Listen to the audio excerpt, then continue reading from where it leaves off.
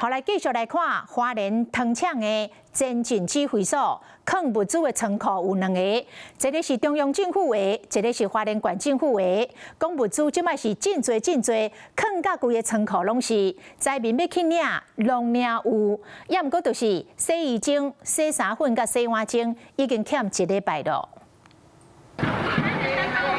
花莲县府的物资站将摒扫的工具甲矿泉水一区一区分类好势。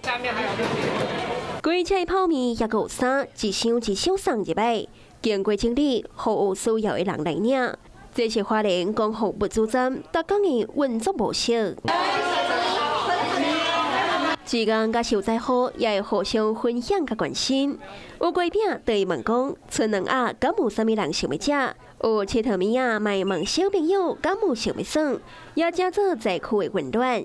是讲这卖的物资敢有够灾民食清？其实应该都够了啦，也缺洗碗巾，还有洗衣粉，差不多1个礼拜左右了吧。有网友抛出外界家户500台独轮车蹲伫咧仓库外口的相片。这个花莲县政府敢若将车锁伫咧仓库，讨制救灾物资。针对这件代志，花莲县政府回应讲，指控毋是事实，仓库也毋是县府的仓库。